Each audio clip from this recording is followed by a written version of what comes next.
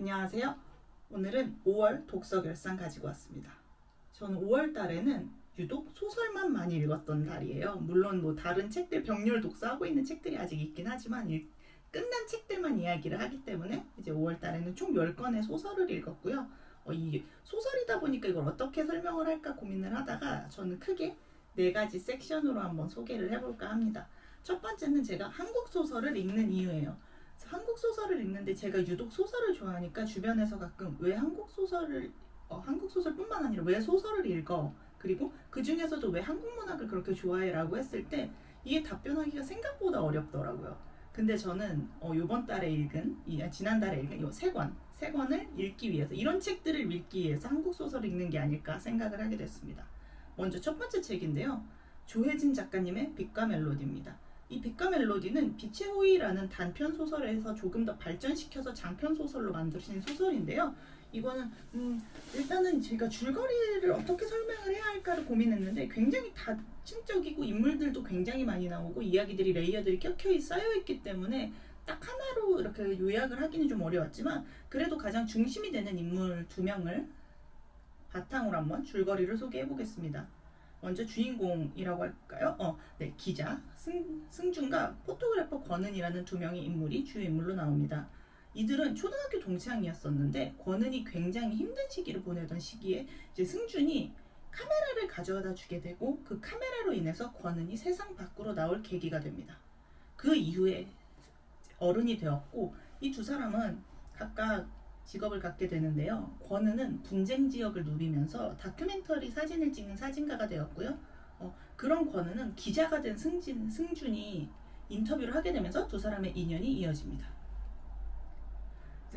권은은 분쟁 지역을 다니면서 사진을 찍기 때문에 굉장히 위험 요소에 많이 이제 노출되어 있었는데요. 그러던 어느 날 권은에게 또 사고가 발생하게 되고 권은은 사고로 왼쪽 다리를 잃게 됩니다.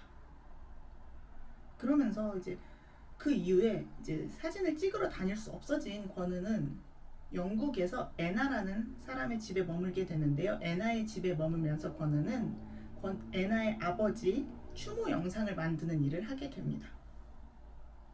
그리고 승준은 우크라이나 전쟁으로 이제 삶의 터전을 잃은 위태로워진 나스차라는 임산부를 돕게 되고 인터뷰를 하게 되고 승준과 권은은 이렇게 인터뷰를 통해서 다시 이어진 인연으로 나스차를 함께 돕게 되면서 또 이야기들은 서서히 확장되어 나갑니다.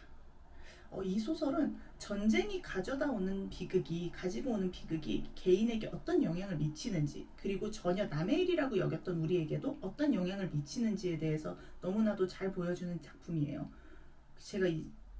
저는 잘 우는 편은 아닌데 이 소설을 읽으면서 몇 번씩 눈물을 닦아낼 만큼 너무너무 그런 전쟁의 참상이라든지 그걸 이렇게 노골적인 게 아니라 개인의 삶에서 어떤 영향을 미치는지를 너무 잘 보여주고 있기 때문에 이 소설을 읽는 내내 난 정말 우크라이나 전쟁도 그렇고 요즘에 분쟁들이 너무나도 많잖아요. 그런 것들의 내 일이 아니라고 생각했던 제 스스로를 좀 많이 부끄럽게 만드는 그런 작품이었습니다.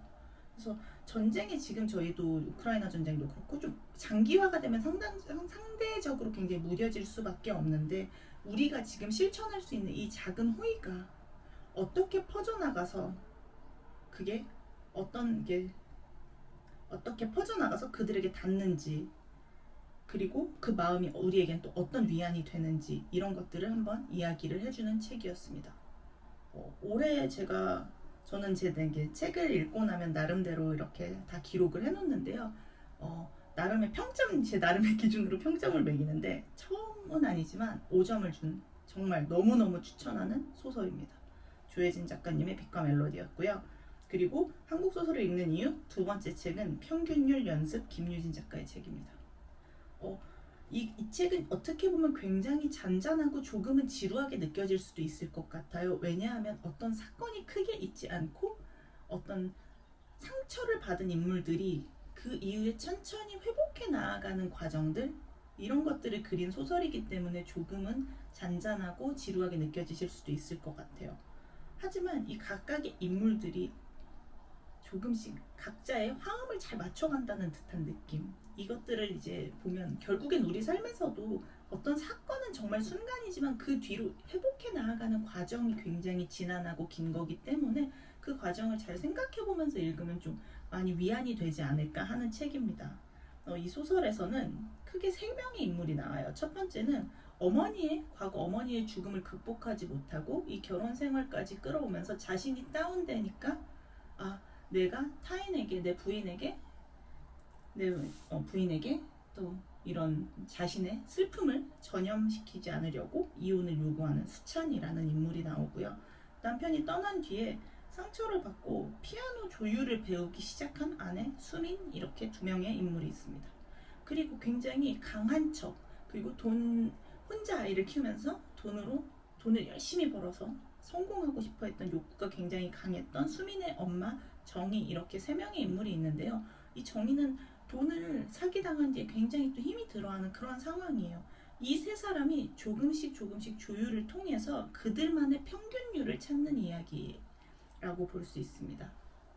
저는 이 평균율이라는 걸 제가 음악을 잘 모르기 때문에 처음 들어봤는데요. 평균율은 이게 순정률에 반대되는 개념이라고 하더라고요. 이 순정률은 피아노를 조율할 때 한음에 절대적인 음이 있다라고 생각을 해서 이건 절대적으로 이 음이 맞다라고 하고 한 음씩 이렇게 조율을 해서 보면 맨 마지막 음은 굉장히 어긋나 있다고 하더라고요.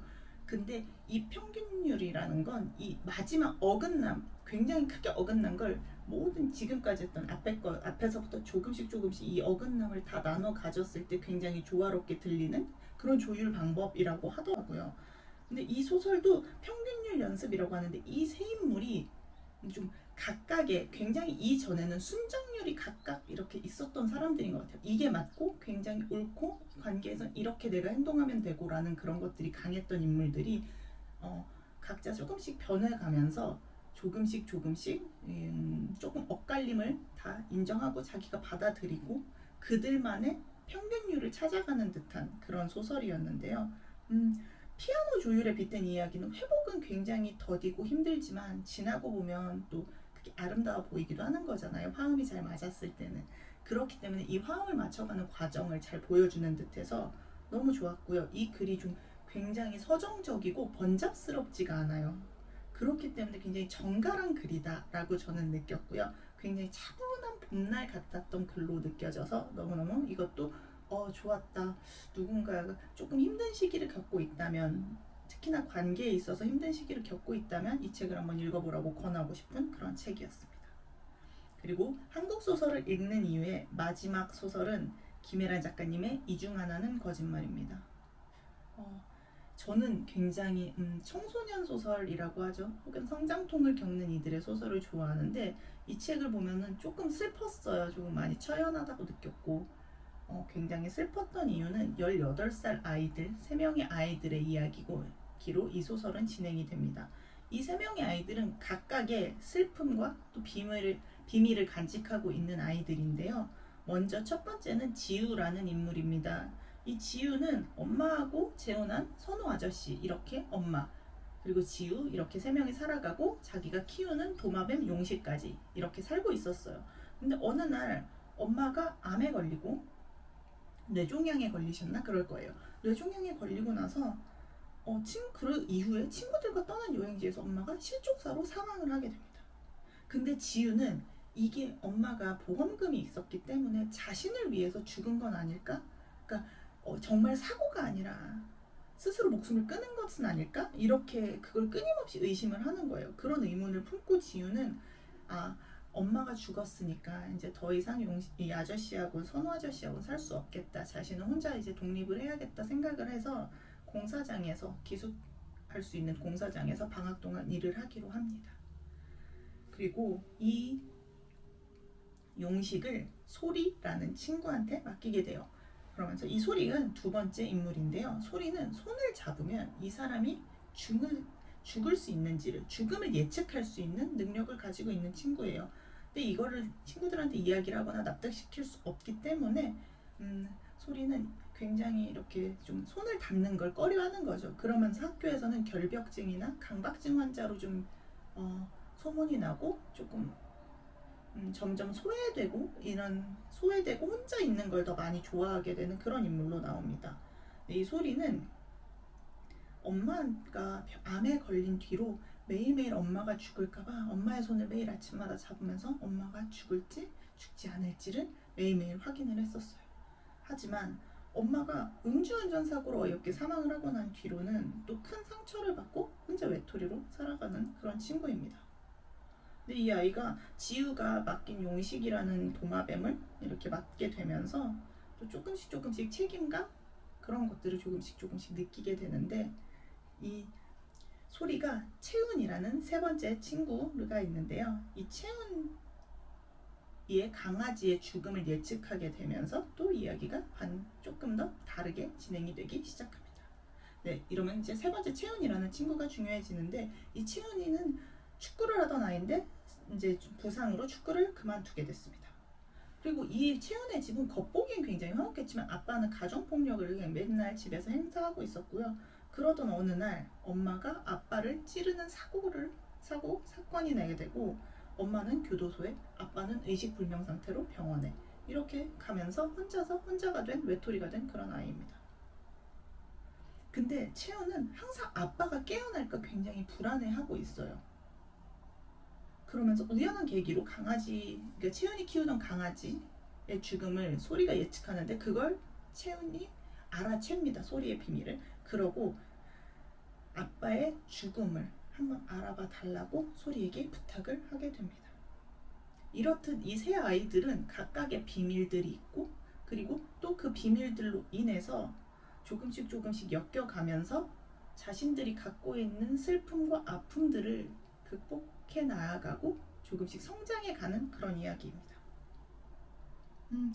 이게 분량은 보면 굉장히 얇은 소설이라서 금방 읽을 수 있을 것 같은데, 생각보다 조금 생각할 거리도 많이 주고요. 또 성장통을 굉장히 심하게 겪는 아이들인 거죠. 이 아이들이 제발 좀 무사히 자라서 해피엔딩을 좀 맞이할 수 있었으면 좋겠다라는 마음을 굉장히 많이 이제 갖게 하는 책이었어요. 이 책을 읽으면서 좀 가혹하다, 아이들이 겪기에는 굉장히 가혹하다, 하지만 제발 이 아이들이 무사히 잘 겪어낼 수 있었으면 좋겠다 라는 마음이 갖게 되면서, 마찬가지로 나는 또 사실 이 책은 조금 어렵기는 했어요. 저는 이 책을 보면서 한 번에 딱 그 메시지가 명확하게 탁 이렇게 받아들여지진 않았지만, 이 책을 한 번 더 곱씹어 보면서 이 아이들이 그 비밀을, 자신이 가지고 있는 비밀을 해소하는 그 시점을 딱 보면서, 그래도 이 아이들이 크게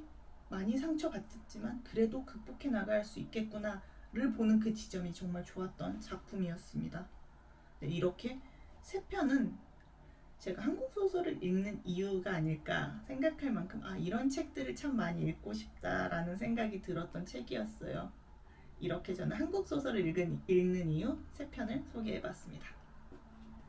네, 이번 섹션은 사랑에 관한 단짠 소설들입니다. 첫 번째 책은 김지연 작가님의 조금 망한 사랑이에요. 이건 제가 따로 소개를 한 영상이 있기 때문에 크게 정말 길게 설명을 하진 않겠지만, 이 소설집을 한 문장으로 요약을 하자면, 어딘가 조금은 망한 듯한 우리네 사랑의 현주소를 보여주는 소설집이라고 이야기를 할 수 있을 것 같은데요.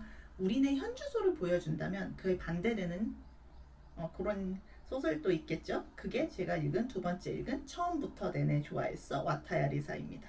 이거는 각각의 남자친구와 함께 갔던 여행지에서 두 커플이 우연히 만나게 되고, 이 넷이서 함께 놀고 난 뒤에, 함께 휴가를 보낸 뒤에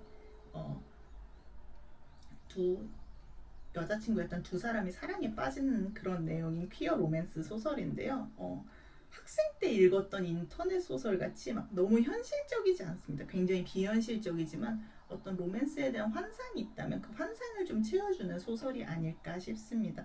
이 책은 제가 와타야 리사님이 발로 차주고 싶은 등짝이라든지 꽤나 유명한 작품들을 많이 쓰셨던 작가라는 건 알고 있었어요. 저는 읽어보지는 못했지만 알고 있었는데, 도서관에 갔는데 마침 두 학생이 이 책을 들고 이야기를 하는 걸 봤어요. 그래서 한 친구가 이 책을 추천을 하고 둘이서 빌려가지는 않더라고요. 그래서 그 추천을 듣고 제가 살짝 재밌겠다. 요즘 친구들은 어떤 책을 읽지 싶어가지고 빌려왔는데 사실 분량도 굉장히 두껍고요.